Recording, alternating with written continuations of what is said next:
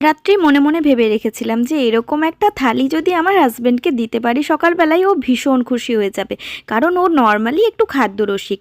তাই ছিল প্রথম পাতেই শাক, রসুন আর শুকনো লঙ্কা ফোড়নে দিয়ে, আর এটা ছিল পেঁয়াজ কলি, আলু সাথে সজনে ফুল ভাজা। এটা একবার অবশ্যই বানিয়ে খেও শুকনো লঙ্কা আর গোটা জিরে ফোড়ন দিয়ে, মানে সজনে ফুলের আর বোধহয় কিছুই খেতে ইচ্ছে করবে না। যা আর কি ওর মুখে শুনলাম সেটাই তোমাদেরকে শেয়ার করলাম। আর এই যে সজনে ডাঁটা আর আলু দিয়ে একটু পোস্ত বানিয়েছিলাম। ও এটা খেতে খুব পছন্দ করে। এই যতদিন কচি কচি ডাঁটা থাকবে এই বলবে যে সজনে ডাঁটা দিয়ে কিছু একটা বানাও।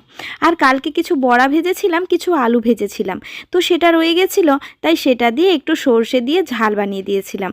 আর ছিল শেষ পাতে আমের চাটনি। ও একটু ঝাল খেতে পছন্দ করে, তাই দুটো কাঁচা লঙ্কা দিয়েছিলাম, স্যালাড দিয়েছিলাম।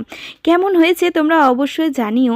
সকাল 10টার মধ্যে আর এর থেকে বেশি কিছু পদ করে উঠতে পারলাম না।